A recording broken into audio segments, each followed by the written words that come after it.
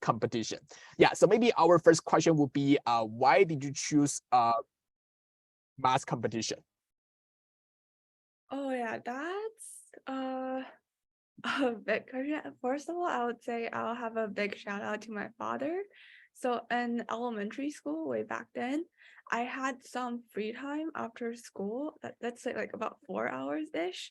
So my father thought I could spend the time more wisely. So he introduced me to the thing called 奥数. It's like a Chinese math competition sort of thing, but for like more elementary levels, I would say. It's like a creative way to apply the math concepts. So the questions, they make the questions sound really complex, but it's basically how you twist the math knowledge you just learned into like solving that problem. So then I have some like basic understanding and practice on that in my elementary school. And that practice continues as I come to US in the 7th grade. So I found that there's a big difference in the track between China and America, where like they're teaching like fraction multiplications or divisions. So I was like, I already know this stuff. I should probably self-study more outside of the classroom. So then that brought me to find math competitions, as I thought I'll also like continue as a continuation for 奥数. And yeah, that's basically the process of how I got it. Yeah, that's right. Yeah, so because as a math teacher, I can totally get it. Like when you first come to the US and probably you are studying like say some pre-algebra or also just some other courses like that. It's just going to be a little bit easier for you if you have learned some like math competition back in China. And did you do any math competition? So like actual math competitions when you were in China? Oh, not really. I was Not basically as a self-interest to just like I see. learn it for fun. I see. Yeah. So just learn some of those like harder questions than the school math and maybe not like really got into competition like the others. Yes. I see. Great. Okay, yes. So so I mean if you like math, you can just like study more about math. You don't have to like really like attend math competition, but if you are quite advanced in math, then maybe eventually you can get into like some math competitions, like presumably in your middle school or in your high school level, right? I think that's what you did after you came to the US. And also, what was your incentive of like starting doing math competition? That's quite a thing that's got to high school yet, because this is like still middle school yet, where I got inspired my interest in math. I actually got into math competition is in like 10th grade, where I joined the math circle of the school, where I got to meet more friends that are also doing math competition. So I joined with them, and I found like the process, it's like fun, while fun, also helpful for like later college applications, like career wise. So then I started training in 10th grade. Wow, that's awesome, because if you have some friends who also like math, then it wouldn't be as boring as if you just like self-study math competition. Yeah, and you also mentioned that you only started like doing math competitions since your sophomore year, right? So how did you actually study for math competitions, and also why would you be able to like eventually qualify for AIME if you only like start since your sophomore year? Oh yeah, I would say like I started learning those like or like did the questions in 10th grade. I started the official training where like I started doing practice problems in 10th grade, but I did some math like AMC sort of thing before prior. I But see. what I mainly did was to look at past exam questions. They're available online on the like Art of Problem Solving like that website. If you're like interested, you can go there and to like just skim through all of the questions and then just take practice. And then from there, I'll learn the approach to solve the questions. At the start, of course, I can't just like master all the questions. There are always some that I have no idea how I can do it. So then I'll go to the solution manual and read through the solutions and trying to understand the problem's like approach and how I should approach similar questions this time. I would say the whole process, it takes a long time to train and practice. So this is not something that's like crammable, I would say. So for like, if you're gonna take the exam in 11th grade, starting started to study like the night before is like definitely not something that's like able to do. Of course, yeah, and you shouldn't do that for any exam, right? So even for Yeah, some of like course. easier exams, you shouldn't like start like just the night before the exam. That's not going to be plausible.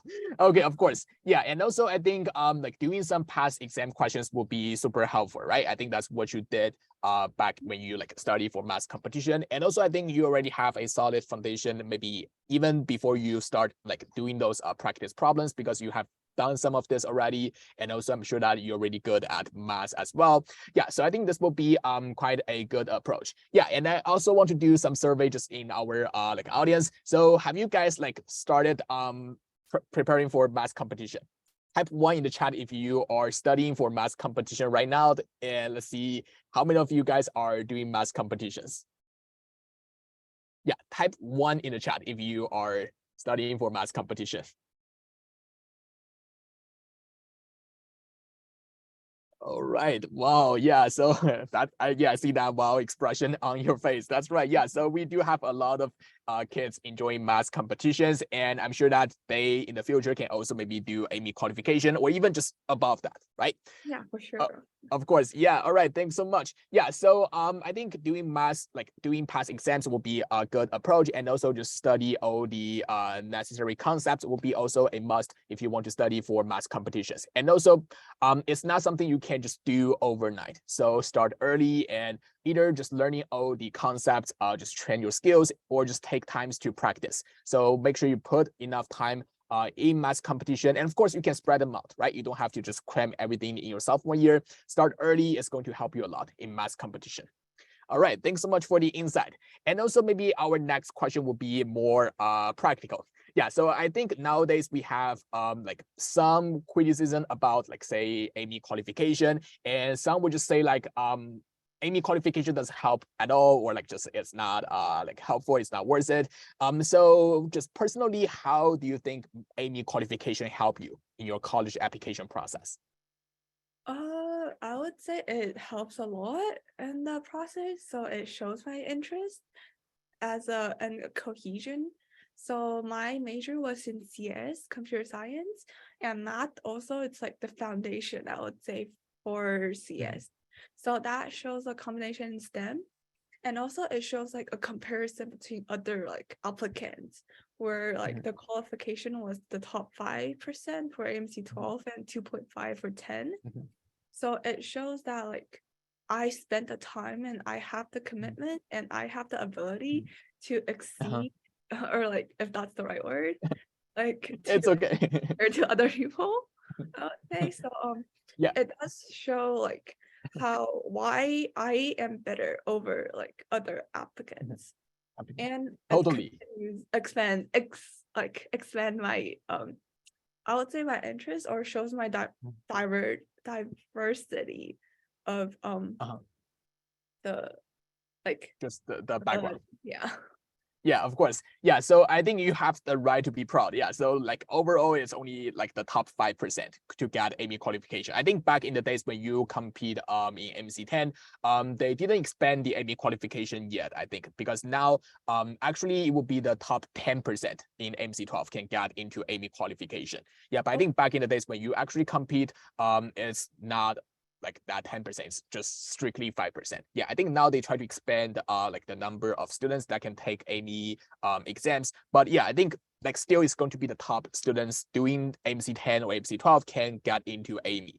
Right, and also those who already competing MC10 and MC12, they are already good or kind of good at math. That's why they choose math competition, right? So it's still going to be a great honor. Yeah, and also we have some questions about your AIME experience, so maybe we can also answer some of those from the chat. So what was your AIME score, and also how many times did you qualify for AIME? Oh, okay. So I qualified in my junior year.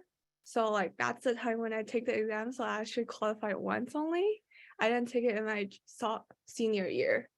And my AIME score was, I would say 12 or 13. Wow. I don't remember the exact number. So did you actually make it like to the USMO? No. No, I see. So, but it should be quite close to the cutoff, right? Yeah, I it's like a see. bit off. So And like, did you, yeah, and did you put the AIME score on your like application as well? yeah, I put that thing. Wow, yeah, that's just so impressive. Yeah, because I know it's super hard to get above 10 on AB. If you can get like 12, you must be really good at math. And like, do you feel like regret that you didn't make it like too usable? Yeah, it is a bit. A lot, maybe. I was thinking about like retrying this year, Uh-huh. but then I got overflooded by my college apps. So Yeah, like, because yeah, that's right. I Because didn't it's make just it to the AMC. yeah, it's just around the time when you actually submit your application, just the Yes. AMC, right? Yeah, so it's, Mhm. the deadline was November and the MC 12 was also the November. Yeah, so maybe it's just not not efficient to take the AMC again. Okay, but it's okay. Yeah, I'm sure that you can still, if you want, there are some math competitions in college as well. So maybe you still want to like perceive to that, it will also be good. Yeah, and also we have another questions about user code. So like the computer Olympiad. So have you also compete on that like competition? Not really. Oh, I okay, I competition was more math oriented, I so not see. much on computer science. I see. Yeah, and also because you end up like applying for the CS major, and also I see that you mentioned the cohesion of your interest. So did you actually put your like math competition experience and the AIME qualification in your college essay? Yeah, I did. So for like when writing the college essays, there's usually a prompt asking you why do you why do you apply this major, like why major questions. Mhm. So for me, I put my experience with on math. That's about like to actually take up like 20 to 25% of weight on the entire essay. Wow. I started with like my childhood interest and how that eventually grew. And Mhm. then I want to seek more applications of math, and Mhm. that's why I like found that interest in CS. That's like a Wow. personal priority-ish. Wow. But Yeah. I feel like everyone like there's a lot of people feel the same way. Well, yeah, even if like even I don't have the chance to look at your essay, but I'm sure that's going to be an impressive one. And I'm sure that also the admission officers can have a better chance to know you overall, right? So they can also know why you took math competition and also what you would like to do in the future. I think that's what they care the most when they look at AIME qualification, because if you just have the score, then it doesn't say much. But if you also put that in your college application and you can maybe tell a story around that, that's going to be really helpful, right? Because after all, only the top 5% can get into AIME qualification. Yeah, that's right.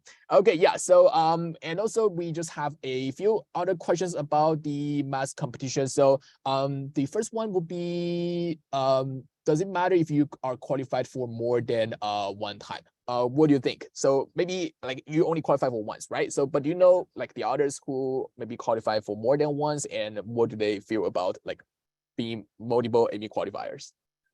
I feel like for me, the actual it's like a description of your awards. Mhm. So you can show that you qualified for more than one time. I Mhm. feel like that will help in some ways because it shows the consistency of your like ability. Uh-huh. That would help compared to like one, but I won't say it's that much. And like Mhm. if you're not like pushing towards Mhm. higher level like Uh-huh. Olympia, I Uh-huh. won't like I would say it's like helpful, but don't Mhm. like over stress it. Yeah, so it wouldn't hurt, right? So it wouldn't hurt if you only like qualify for once. Yeah, Yes. especially I think for your case, it doesn't hurt at all. It just like adds so much value to that. And maybe we can just ask like answer one more question and we can maybe move on to the next part. So I think we have a lot of questions about the summer camps. So did you attend any like mass summer camps in the US, or if there was any other summer camps you like got into? Yeah, I did attend a few summer camps on that. I would say it's like once on like training for the AMC test, and the other one's just like a basic expand my little bit knowledge on that, I would say. Mhm. My activity wise is more focused on my own research. So math is like one piece of it, but I Oh. just like over stress it to cover like the entire thing.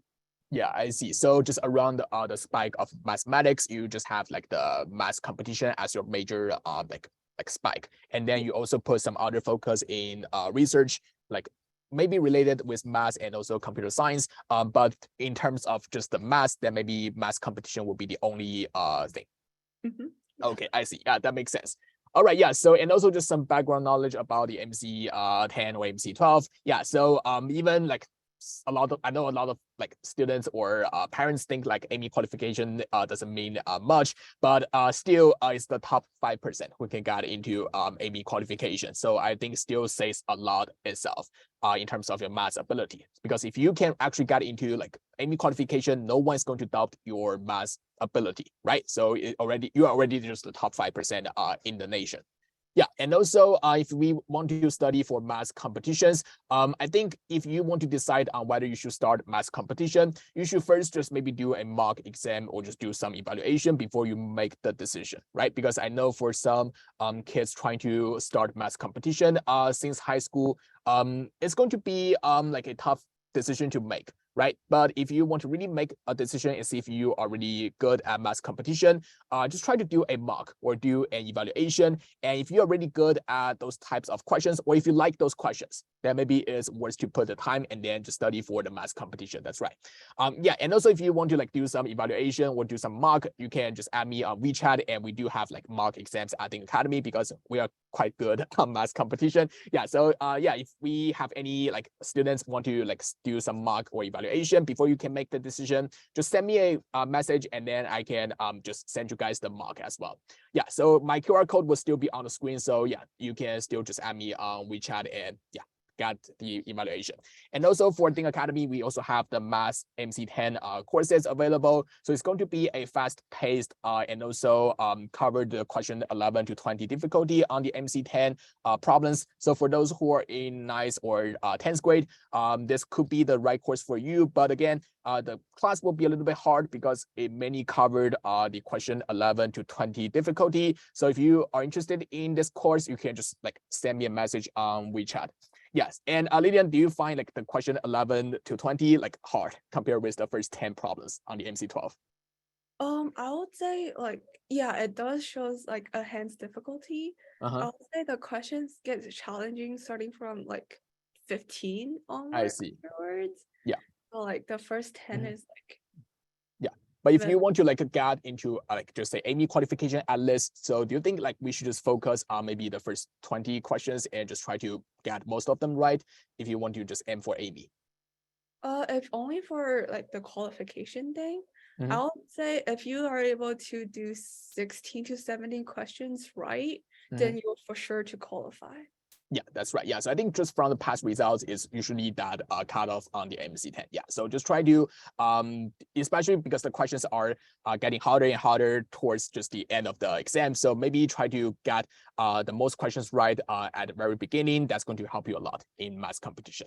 All right, yeah, thanks so much. Yeah, all right. So now maybe we already just answered like some of the practical approach of taking math competition. Maybe we can also talk about just some general benefits about like doing math competition. So would there be any other benefits for you like just doing math competitions? Yeah, for sure does. So first of all, like one of the biggest takeaway is that it widens my perspectives. There are always like another approach to solve the same problem, and like in a competition, especially, you want to seek the faster or more efficient approach to like speed run it in some ways. So then every time when I do a task, I also find a way that's like, is there any way that's more efficient to solve the problem? And like, what is another way that I can do to solve this problem? So it twisted my thinking a bit and also widened my perspective, in which I always seek for alternatives. And also personality-wise, it improved my patience a lot, because for the practice especially, you have to sit for like 75 minutes for a whole exam, and then after that you want to review your mistakes and that stuff. So it usually take one afternoon to do so. So you have to have the ability to concentrate and sit for like a long time. Yeah, totally. I think this will also be how the admission officers are looking at your AIME qualification, right? So they're looking for those qualities and also your abilities. So I think this will also align with their values, and that's maybe just another like benefits for getting some AIME qualifications, or even if you just like try to compete in MC 10 or MC 12 and get some good results, it already shows that you are good at math, and also you are willing to like challenge yourself in terms of math. So yeah, so I think this will be some other benefits for math competitions as well. All right, yeah, thanks so much. Okay, so now I think we are kind of done with like just my questions about math competitions, and of course we will have the QA sessions afterwards. If you have any other questions about math competition, we will still have that QA session. Okay, so maybe we will now also kind of look at your other academic stats, such as your GPA, SAT, or AP. So even though like they are kind of overshadowed by your like AIME qualification and your research experience, but I'm sure that those stats themselves are also impressive enough. All right, so just some recaps about your stats. Yeah, so maybe you can just say this by yourself. Yeah, so what was your GPA and your SAT score, and also how many APs you have taken? My GPA was 4.0, so like a perfect GPA, and I got 1570 on my SAT, and like for my APs just 17, and yeah. So I would say like the academic stars, they are also like very important because they offers you a base comparison. So for different schools, they usually have like different course difficulties, but for the standardized testing, it's like equal for everyone. So I would say that offers like a scale of measure on like where you are in terms of like application selection process. Yeah. One thing I would say is that as SAT test becomes optional, like during these years when COVID hits, the college has a focus on APs, I would argue, because that's like another way to look at your test. And for me, like it's my school's curriculum settings. I've taken 17 APs. So that shows how like I have a bit like a bit challenged academic courses, I would say. And also yeah, it shows how I'm also like willing to push myself out of the comfort zone and just taking regular classes. Totally, yeah. So because even I can see you challenge yourself like by taking those AP courses. So like on average, for 17 APs, that means you took like maybe 4 AP classes or exams each year in high school, just on average. It's distribute like I'm currently only taking 2. Oh, I see. Like for my sophomore and my junior year, it's when like I have 8 classes and like seven of them ish are APs. So that's where the 70 came from. I see. Well, that was just impressive. Yeah, and did you take any AP exams just by yourself, like not taking classes at your school? I took the econ, the 2 micro and macro them. I self-studied them and I took them in the like summer of my freshman year. So just freshman to sophomore, right? So the summer between freshman year and sophomore year. Yeah, that's when I self-study and I took it in May. Like I see. in May. Great. Yeah. And why did you choose like the 2 econ APs? It was in the summer of 8th grade. I decided like I should prepare or like get myself ready-ish for like my high school classes. So I choose econ because it's like somewhat related to math, I would argue. But like for like AP Calc, for example, I know for sure I'm gonna take it in high school. It's like a class requirement. So I would say, what if I study something that's like different to show how well I can study for it and what's like the exam format-ish. So I still study in 8th grade, but I didn't take the exam until like 9th grade-ish. Oh, I see. So you took the classes maybe a little bit earlier and you only took the exams in your sophomore year, the AP Economics. Okay. And did you find the AP Economics like easy or hard? I'm sure that for you it's going to be easy, but just compare with the other AP exams or classes, did you find that easy for like just self-study or like just got a 5 on the exams? I would say this thing varies a lot on like what AP course you're taking, and like how confident you are in that subject. So for example, for me, I found like AP history, like in general, very, very challenging.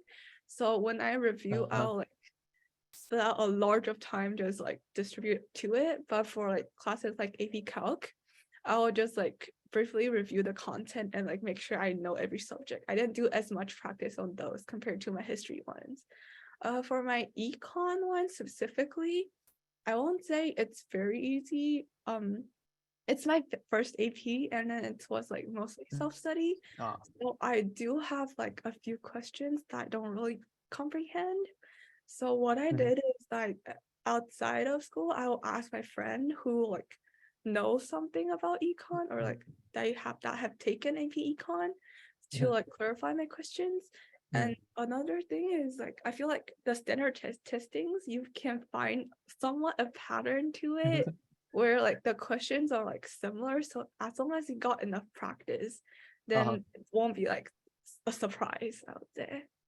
Totally, yeah. So I think if I understand correctly, so first of all, AP Econ was not as bad as some other AP classes, especially like AP history. So it's okay, it's still doable, but it's slightly harder for your case because you studied AP Econs at a very early stage of your high school. So it was a little bit hard, but you still managed to like succeed when you like, first of all, you have your friends too that you can just ask for help, right? So you can ask your friends, you have someone that knows this like topics that you can ask questions to. And also you mentioned that like finding resources will be like essential for the AP exam. So you just take some like past AP exams, and because like, I know there are some patterns in the problem, so if you can do a bunch of like past exams, then that can also help a lot.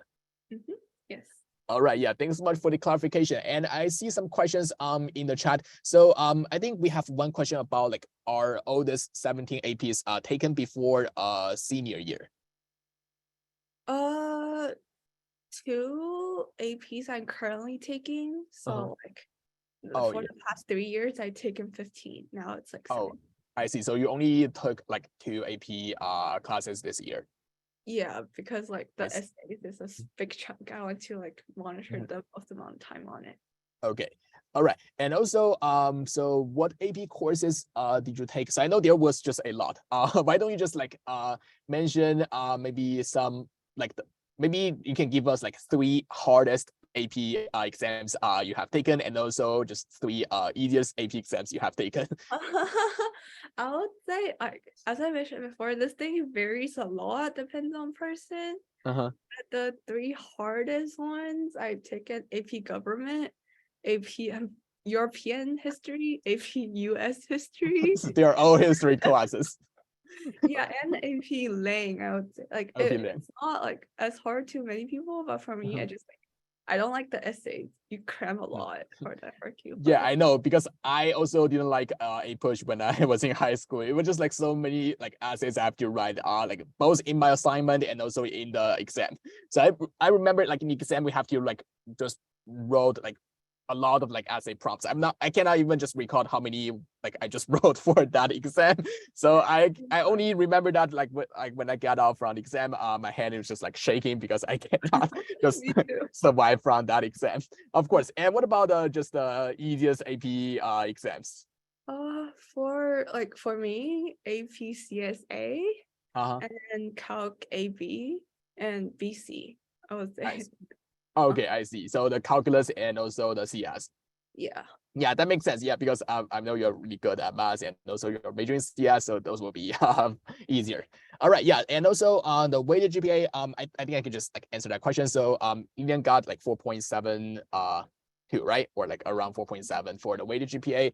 Did you take AP Euro? I think you did, right? AP. Yeah, I did Euro. in my junior year. I see. Okay. All right. Yeah. So yeah, I would say the stats were just impressive already. And also maybe our questions will be how did you maybe maintain a higher GPA and also just take so many AP exams. So this will be like maybe just some questions that we are all interested about.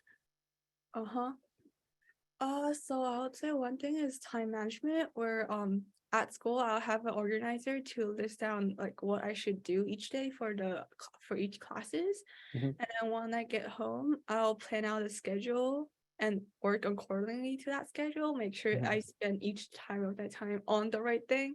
So like not as much procrastination, I would say. And then another thing is many classes I take at school, they are AP classes. So the final score I got from the AP also comes back to my GPA. Mhm. So I would say there's a high correlation between like your I AP see. score and your Yeah. GPA. That's right. Yeah, because you can just like study those AP courses and get a higher GPA and also just pass many AP exams at the same time. Mhm. And also, what would you recommend for like some students that just can't take as many AP classes as you did? So maybe their schools just don't offer those AP courses, or they're just not allowed to take any AP classes maybe before their junior year. So would you recommend them just taking some AP exams they like just in freshman and sophomore year? Oh yeah, for sure. If your school allows it, I would say take the AP courses that's like you're interested in, that's related to your major. For my school, it's like they have a weird thing where they require you to take an AP. Like some APs are mandatory, such as the AP Lang, AP Euro, the three hardest AP I mentioned before. Mhm. So those are like mandatory, which I found a lot of trouble studying them. Uh-huh. But if you have like a limited amount of time, I would say focus more on that subjects that's more related to your major. So if you want to do math, take the BC, take both calc. If you want to like study in history or theory, take all the history APs. So you want to show cohesion and like consistency of interest in like the courses you take and like the major you apply to. Yeah, thanks so much for the insight. So when we just choose what AP classes or AP exams we want to take, we also want to think about like what interest we have and try to be more coherent in our AP selection. So say if you want to like say study history, then just try to get as many AP history exams as possible. If you want to go with STEM majors, then try to do more AP STEMs courses and exams. That's going to show your passion and also your ability for just the college readiness. Mhm. I see. And also, yeah, maybe we can answer a few questions in the chat as well. I think they are asking about AP physics, AP bio, and AP chemistry. So did you take those AP classes as well? Yes, I took AP Physics 1 and 2. Physics C, I didn't take it. And for AP Bio, I took AP Bio in my sophomore year. AP Physics 1 in sophomore year 2 and Physics 2 in my junior year. I Okay. got 5 for all 3 of them, and I didn't get to take AP Chem. Oh, I see. So you did have like just some experience taking those like in the classes and exams. So for the research, we do have one question later on, so we can save that maybe for later. And just one last question about this section. So will your high school allow you to take an AP exam if you didn't take the AP course in school, like your econ AP? No, so my high school didn't allow me to take the exam at the school, so I registered outside of school. Oh, Like I see. a local public high school, if you like pay, they should like have you Uh-huh. take the exam. Oh yeah, so you just like reach out to the other high school, the public high school around you, and they just like agree to give you a seating for the AP exam. No, it's like you register through the College Board website. Oh, I There's see. not offer, yeah. Oh, I see. Okay, great. Yeah, so it's going to be great resource. So you can just go to College Board website, and they will have like all the information available that you can find like a way to just take AP test. Yes. Okay, I see. All right, yeah, thanks so much for the insight. All right, yeah, so now we can also maybe ask a little about your SAT and AP exams, because I think this is also somewhat like controversial nowadays because many students will say like SAT is not important because like test optional, or AP is not important because like again maybe test optional, and also just like the college doesn't care about AP exams at all. So again, just for you personally, did you find SAT and AP help you a lot in your college application? I would say like for me specifically, or like for the 2020 class of 2023-24, because SAT becomes optional, it's like not as much of a push as compared to APs. They do offer a highlight on like how you have like additional like awards, I would say. I would say, and also AP, it works as a supplementary to all my extracurriculars, awards, and activities. It basically shows my ability to pursue my interest while maintaining high strong academics, which showing that hey, I can do well in your college where I get to pass my classes and also do like research or intern outside of school. So it shows like my fitness to be a college student, I would say. I see. So they are like the backbones of your like college application, and just try to convince the colleges that you are capable of like just taking their classes and also doing more outside of the classrooms, like doing research, as you said. So you just give them the confidence that you can still succeed in college. Yes. Yeah. And also we got a question about your SAT experience. So when did you take the SAT, and also how long did you study for it? And also did you take any SAT classes? I were in a like SAT boot camp for about a month prior to the exam. I took my SAT in my junior year when like COVID got back and like COVID Yeah, like that is makes like sense. better, and then Better, like right? we can take the test down like in person. Mhm. So like yeah, I took Yeah, it twice in total. I see. Yeah, because I think when you were in sophomore, a lot of like test centers just like shut down because of COVID, and I mean you only got to like take SAT maybe as early as your junior year. Did you take the one just right after summer, or just do you remember the exact test date? One's in August, one's in Uh-huh. March. I see. So you did like take the SAT twice. Oh yeah, I studied on my by myself on like the summer, so Uh-huh. like then I get to take the one in August, I see. and then I didn't really like the score, so then I retake it again. Yeah, it makes sense. Yeah. So yeah, if you don't like the SAT score, you can still just take it again, right? So just like not taking too much, but if you take it like twice or maybe 3 times, it will still be okay. Yeah. All right, great. All right, thank you so much. All right, yeah. So now maybe some other things that you can also share with us your like application timeline. So even though I put this like you must complete during the freshman year, so what advice would you give to our freshmen in this webinar? Oh well, like since you're here, that means like you have like already find an interest or you're like very eager for college applications.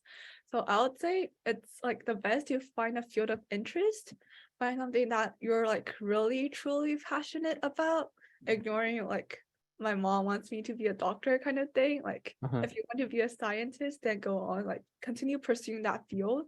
Show like that field is like really your only thing, and then plan your future courses accordingly and future activities where like you want to show a cohesion in your applications. Also, you can like manage a good relationship between your teachers and friends. For teachers, like if you're like really close with them, you can ask for a really good rec letters, and that will also help your application a lot. And for friends, I would say they just help you a lot in your first year of high school where you're in a new environment, and like that shows a strong support when you're like stressed or sad. And overall, just enjoy the first year of high school. Yeah, don't worry too much. I didn't start preparing until like later of the year, but back then I don't know anything, so don't relax and enjoy your time at high school. I see. Yeah. So I think the most important thing is to find your interest, because that's going to support your all your activities or all your awards, maybe starting from sophomore. So it's just essential to know what you like in freshman year. But other than that, you don't maybe have to like stretch too much if you are still finding your interest. But finding the interest will be already a great accomplishment in freshman year. Okay.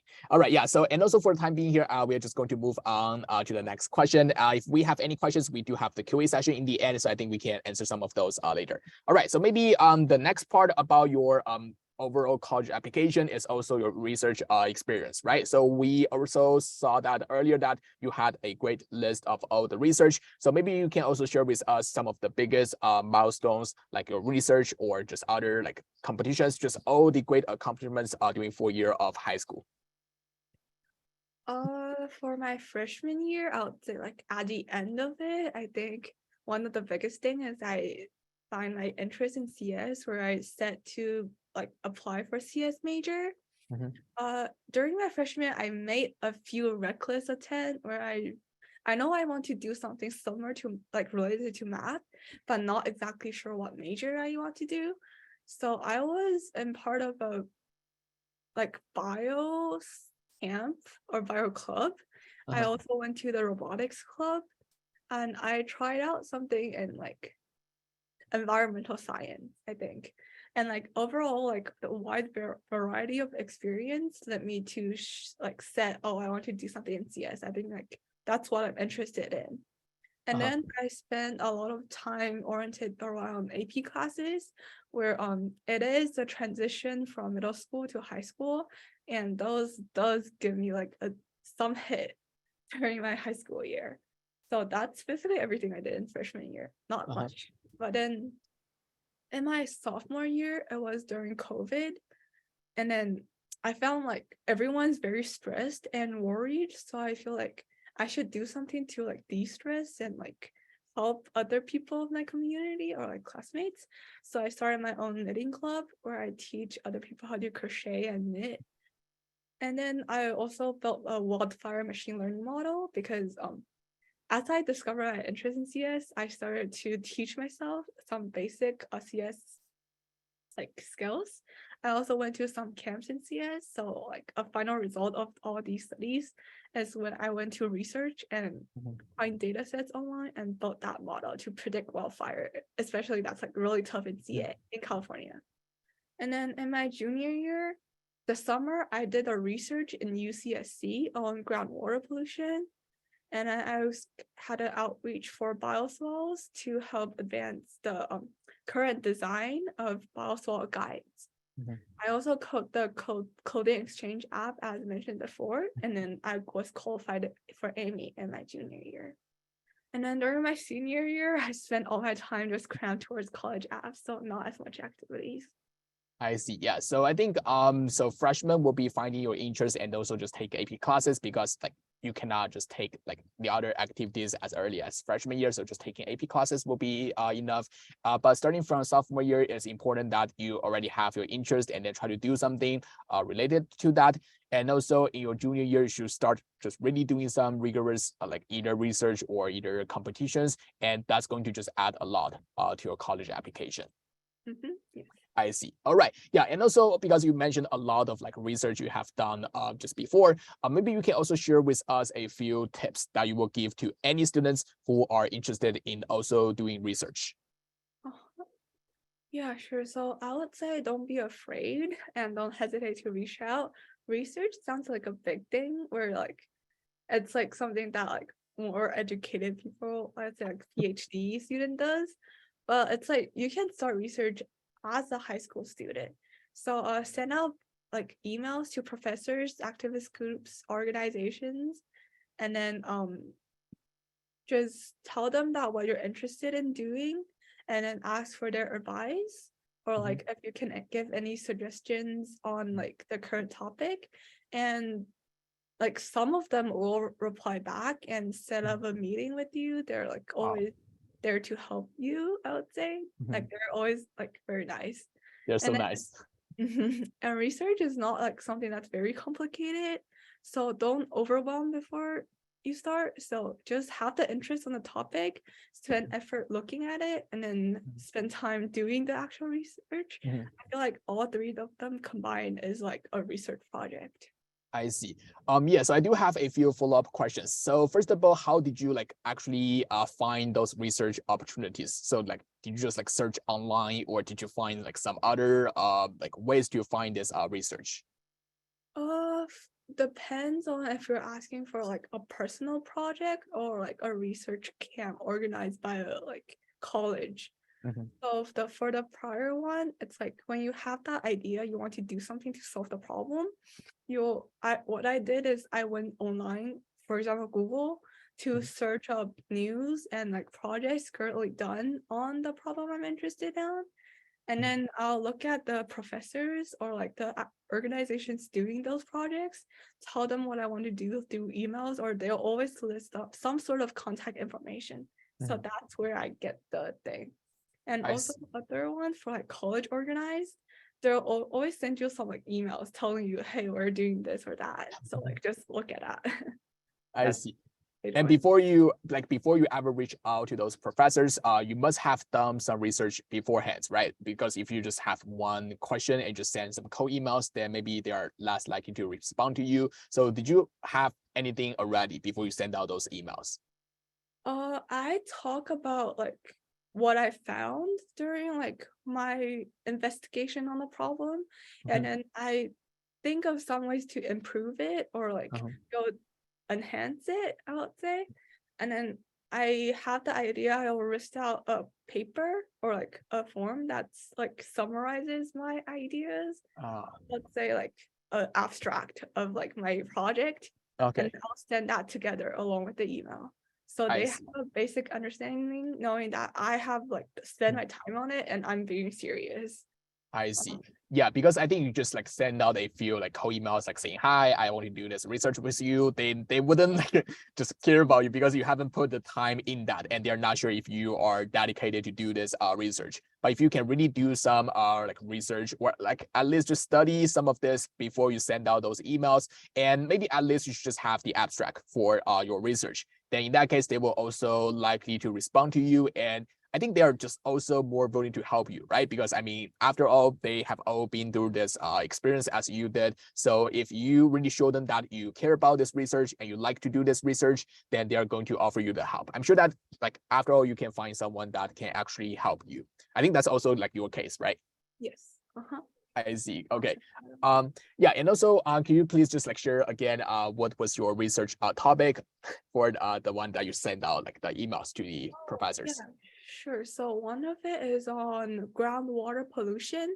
So that's also like a local thing, and like currently in CA, especially in the Central Valley, I Uh-huh. found out like a lot of groundwater are polluted because from agricultural Mhm. practices, and it's mainly the colored people or like the minorities that's getting the most like polluted water. So I found this is like a very serious issues, Yeah. and more research need to be done and more attention should be brought to it.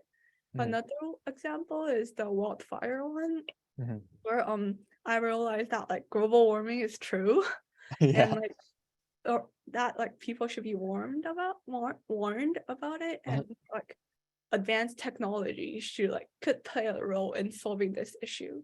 So Mhm. that's like another topic I had on. Yeah, totally. I think those are really good topics as well. And I think that's also maybe one of the reasons that the professors actually are willing to help you with, because you already show that you are interested in those topics and you have done some like basic understanding and also research about those things already. So I think that's also one like reason that you can actually work with them and just do the research. Yeah, so thanks so much for the insight. I'm sure that it's going to be super helpful for our students as well. Yeah, so the takeaway is that you should know your interest and you should really like those, because research itself is not a fun experience, I would say, because I also have done some like research in my college and also just yeah in college. So I know that doing the research itself is not fun, I would say, at all, right? Because but if you like this, then you will always want to learn more from the research. I think that's going to be the experience that pushed me in research, because I also want to learn more. And every day I can just like maybe wake up with a new idea and then I can just like go ahead and read some papers and just do some research and I can learn more. So just repeating this process, it will be just more interesting than just like doing research that you don't like. And also you have to be proactive and also just reach out, make sure to reach out, and also don't be shy on just sharing your idea. So even though it's like not as mature as the other PhD students, I think it's okay, right? Because they know you are a high school student, so they wouldn't expect the same quality as like some like PhD or even like professors, but they are willing to help you if you really show them that you're passionate about this and also you like this. Okay, yeah. So now this will be just all the questions, and of course we want to leave some time for the QA sessions. So maybe we can start from the question earlier. So I think the first one was if yeah, so maybe the one from Daniel. So if there are two private high school, both have similar college placement and other similar background, but one offer AP courses and the other one opt out the AP courses, which one would you recommend? Yeah, if you are not sure how to answer this, it's also fine. I'm not sure that. So you are in a public school, right? You are in a Oh public no, I'm in or private private school. school. I see. Yeah. Yeah. So what Uh, would you say? I would say I don't know anything about the other high school that does not offer AP courses. Is it like, are they the same thing, but the other one just has AP classes on top of them? If Mhm. that is the case, I would say choose the AP one because that gives you more stuff. But if there's a difference where the other one is like more project oriented or like they more focus on like the experience wise of like experience study, then I would say that depends on your preference on if you like do more projects or take more tests. Yeah, that makes sense because given OL is equal, then you should just choose the one that has more, right? So I think that makes total sense. Yeah, and also are all your APs taken in your school or some APs are taken outside study by yourself? Is there any website or online resources for self-study AP? So did you use any like other website or online resources for your AP Econ? One is the YouTube courses online. They're always teachers or like some like I would say like helpful person hosting like their AP Econ teaching on like the courses, so you can self-learn through that. And then for like taking exam wise, you can find practice MCQs just through Google. I don't remember a specific website for it, but the FRQ, they're released by the College Board. So like there are a lot of online resources you can use. I see. And also, did you finish your college application by yourself or with help of consultants? I do have counselors from school and also from outside. So my school offers like a college counselor for every student, like just like a group one oriented for like a group of students. So then that person will have like meetings together on like what my college list is and how I want my essays to like be about. And how did the outside like counselor help you in terms of college application?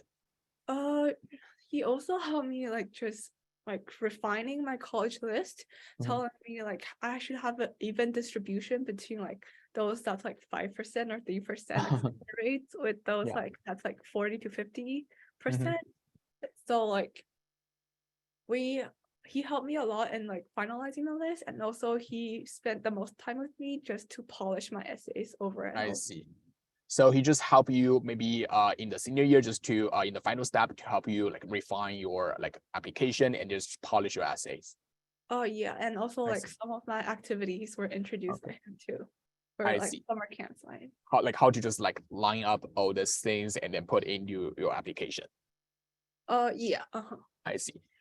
Okay, great. And also I think we have a couple questions about your research experience. So maybe we can also just answer those together. So the first one would be how much time did you spend on your research project, and also what was the deliverable in the end? For my wildfire project, a long time. I think I started on like. Okay, that's in the sophomore year. I don't remember the specifics exactly, but I would say like at least 2 to 3 months on it. That's like the least. And like building the project, the research on the topic itself takes a long time. And then also like the finding of data sets, the like building of models, debugging, and also like running it. And then also like and that comes to the deliverables. I wrote a like paper, the abstract and like the analysis of my program, how it can be improved, what's the result, and what I did, the method I used. And that paper itself also takes a bit of a long time. Okay.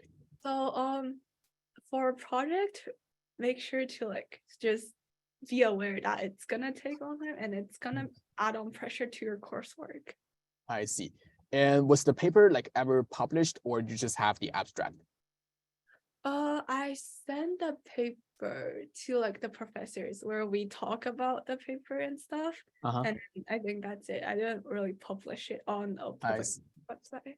I see. So you don't have to like really publish, but you can just like show that you have done this work. And did you also include part of your like either code or just like the results in your college application, or like how do you show them that you have actually have done this research? That one, if you want to show, you can show the final output of the program and have the code. And when I talk about it, I actually just mentioned in my essay, I didn't show any evidence of like the program, but they could ask you for like, I wanted the proof of like you actually done the thing. I think Berkeley or like the UC colleges are doing it. But Yeah, then you can just send them your paper and then also the program output. I see. All right, thanks so much. Yeah, so I know it's about the time, so let's just have one last question. And also, if you have any questions for Lillian, you can just send me a message maybe afterwards, and I can also forward those questions to Lillian. So maybe the last question we can ask will be, did you list any like instrument or art like activities or just any sports in your college application? Oh, for art, did a long art is a big activity for me too, where my interest traced back to like when I was 5. I liked art, and then I continued outside as an extracurricular throughout my high school.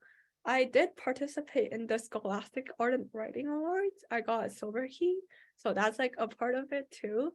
But then I won't say that's like a very big focus.